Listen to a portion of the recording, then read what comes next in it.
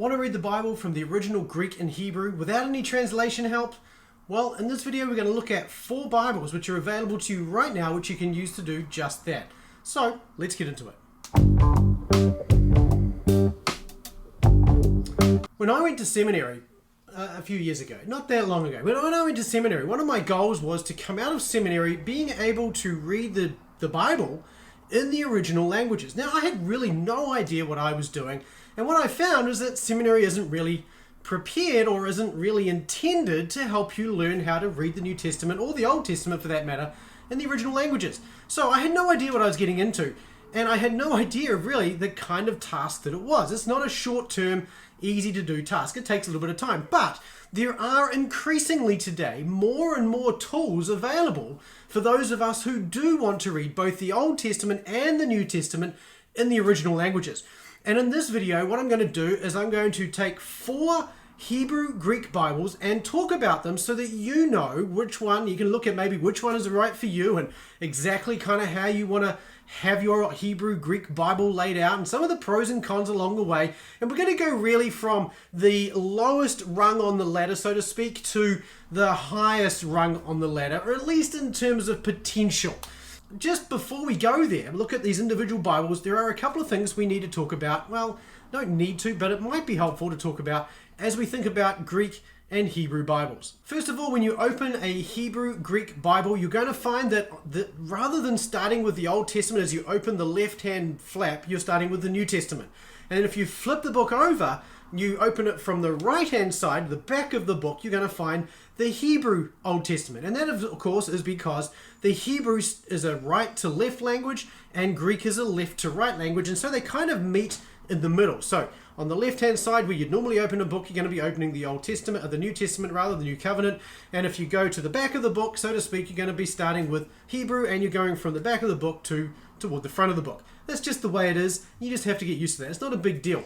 The other thing to be aware of is that if you really don't like the Tyndale Greek New Testament because, for instance, it has different order of the books, you're really not going to like the Old Testament, because the Hebrew Old Testament in every single one of these Bibles that I'm going to talk about today is a different order than the order that we have in our English Bibles. And the reason for that is that Hebrew Bibles follow the Jewish order of books, not the Western order that we have in our English Bibles today. And if you don't like changing orders and you just don't like that kind of change, well, this may not be the best way to go. But I like these different changes. They bring a degree of flavor and authenticity to the books themselves and to the volume, shall we say, that contains them. And so I don't think this is a big issue. Another thing, just while we're talking about these, in these Bibles that I'm going to show to you in just a moment, there's a number of Greek heritages that we find in them. Just like the Tyndale House Greek New Testament uses the Tregelles foundation, we have different New Testaments in these Bibles that have different backgrounds. And each of these has their own strengths and weaknesses, and we'll talk about those as we go. So with that, let's get into the 4 Hebrew Greek Bibles that I want to introduce to you, with the encouragement to you to consider not only learning Greek, but perhaps Hebrew as well. Now, this is the first one. Now, you're going to have to forgive me here. I had this rebound. So when you buy one of these, it's not going to look like that. It's not going to have 4 ribbons. It doesn't have this nice leather kind of cover. This is a book I've had recovered. This is, though, let me get rid of that. This is a Zondervan Hebrew Greek Reader's Edition. And what we find with this is that in the New Testament, we have just a Greek New Testament with words at the bottom of the page that occur less than 50 times or more. And in the Hebrew side of things, going back here, we have pretty much, it's kind of like a Biblia Hebraica Septuagintensia, but again with words that occur about less than 100 times in the Hebrew Old Testament at the bottom of the page. So this is a fairly nice volume to start with, and really, as I mentioned, this is the lowest Hebrew Greek Bible in terms of the ladder, so to speak, in terms of reading difficulty, because it's a reader's edition. It's got those helps at the bottom of the page. Hey, could I ask you to do something for me? Could I get you to, if you're enjoying this video, hit the like button, and if you like this channel and the content like this, then hit the subscribe button and the notify bell. Thanks very much. Now, the thing of this particular Bible is that both the Greek and the Hebrew are not standard Greek or Hebrew works. The Greek New Testament is the Greek New Testament that was assembled by Zondervan back in the day when they first did the NIV translation, and then it was updated in the 1990s by Gordon Fee. It differs from the UBS NA Nestle Aland series a little bit in about 285 places. It contains an apparatus as such at the bottom of each page, so you do find, like even just here in Matthew 1, you can see there's the words that occur 50 times or less, and then underneath that there's an apparatus. Now this apparatus is very lightweight, and the purpose of it really is to point out the difference between this volume, the Greek New Testament here, and what we find in, say, the Nestle Aland or even the NIV. Sometimes it's going to have renderings of how the NIV has rendered this as well. So it's really got no apparatus except for those variations. Now, there's a couple of interesting things about this. First of all, the glosses at the bottom of the page here all come from Trenchard, Warren Trenchard's complete vocabulary of the New Testament. So this is a good use of Trenchard's work, and these are pretty standardized glosses. So that's pretty cool. The other thing that this includes is that, just as a curiosity, I think more than anything else, is that because this is the Greek text that was used for both the for the NIV and the TNIV, it actually maintains and retains some of the distinctions of the TNIV and the NIV as well. For instance, in the Gospel of John, that section of John 8 is actually still intact and in the text. But more interesting than that even is that at the end of the Gospel of Mark, you have both the shorter and the longer endings, which is really interesting. So this is that's the Greek side of this. And the Old Testament side is based on the Westminster Leningrad Codex, which is very similar to the BHS, the Biblia Hebraica Staccatensia, with a few variations, and those variations are listed in an index in the middle of the book at the end of the Hebrew Old Testament. There is no text critical notes in the Hebrew Old Testament. Really all you're getting, and you can see I've marked mine up a little bit, I do that with my Bibles, really all you're getting is the text itself, and then underneath that you're getting the vocabulary as well. Not only does it have no text critical notes, it's also got no Masoretic notes. It's got all the Masoretic markup, but it's got none of no Masora Parva, no Masora Magna, none of those kinds of things that you would find in a Biblia Hebraica Staccatensia. And like I said, the vocabulary at the bottom of the page includes words that occur 100 times or less in the Hebrew Old Testament. Just a couple other things on this volume. First of all, you can see I've replaced the cover. And that's because, frankly, the cover on this was a bonded leather, and bonded leather is a terrible misnomer. If ever someone offers you, hey, it's a bonded leather Bible, it's not worth much. Bonded leather is basically leather that's sprayed onto paper. It's awful. Anyway, this is a proper leather cover. I spent a little bit of money putting a decent leather cover on this because the bonded leather on this was so bad that it wouldn't lay flat. And you can see with this, it actually has a great binding that lays dead flat, but because of that cover, it wouldn't lay flat, and that's problematic. So I would, if you're going to get this, you can get the hardcover, would be a better option, because that will lay flat out of the box. Or if you're going to get the bonded leather one, why would you spend the extra money? Just get it recovered with something that's going to be a little bit better. But I would get the hardcover. It just doesn't feel that good. It's a horrible, horrible leather. At least my one was. This is a second edition. Maybe the third edition is better. The other thing about this is that, as I mentioned, this is a second edition. The first edition was criticized for not having a really good Greek font. The second edition is better, but not as good. The third edition should be better yet, hopefully, but I haven't seen one.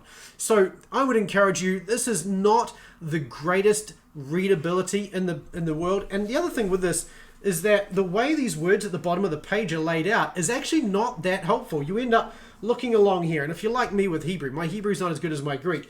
You're reading along, you find a word that you need to look up, and then you come down here to look it up, and then you're trying to work out where you were here, and then of course you got to look the same word up again because it's going to reuse the same number if that word occurs again, and you'll lose your place here. So I found this to be quite a difficult layout to work with, and so that would be something that I think would be beneficial to have revised, maybe a smaller font at the bottom or something like that, and have columns instead.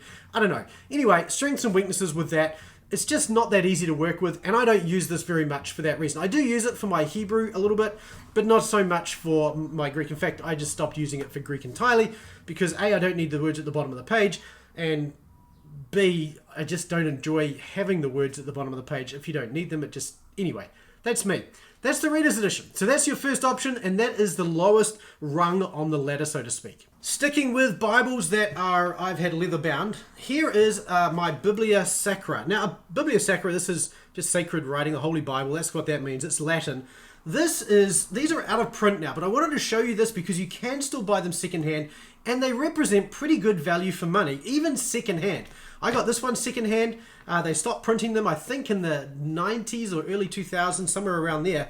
These are a Biblia Hebraica Stuttgartensia in the Hebrew, complete with all the Masoretic notes, complete with an apparatus, everything. And in the New Testament, it's a Nestle Aland 27th edition as well, which means that this is really the best single volume, all-inclusive critical edition of both the Greek and Hebrew texts. So this is a really good, I really like this. And not only that, but the size of it is also really nice. For instance, if you compare it to the Zondervan volume, you can see there's quite a big difference. Not a lot of thickness difference, but there's a big difference in terms of the actual size and therefore portability of it. So this is the sort of Bible that I would take and do take to church sometimes because it's great. Now again, I have 4, again, this comes with I think 2 ribbons I think you get with it. I've got 4 put in it because, well, who reads in only 2 places anyway? So that's what I use, and I think this is really good. Now, again, if you know anything about the Nestle Aland set, then this is exactly what you get here. It's kind of a nice readable text, smallish font, cross-references in the margin, apparatus at the bottom, and the Hebrew over down here. You get the Masora Parva, you get the Masora Magna down the bottom, plus you got your text critical notes. So this is kind of a really good option overall for just getting a volume that is portable that you can use both for the Old and New Testament. Now, there is no Reader's Edition of this. It is what it is, right? So again, this is the kind of Bible you want. It's another level up, and maybe I should have put this a level above the one I'm going to give you in a moment.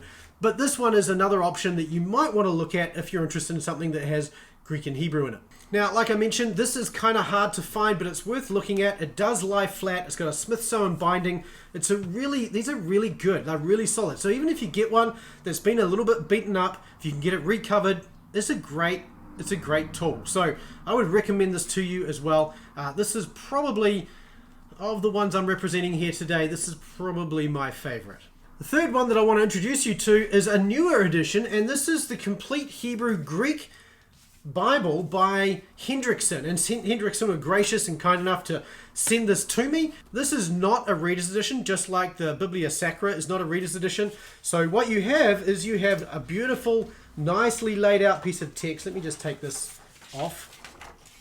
So you have a nice text layout here with wide margins, plenty of space to write in them. Same with the Old Testament as well. You'll notice here in the Old Testament, no Masora Parva, no apparatus, no Masora Magna.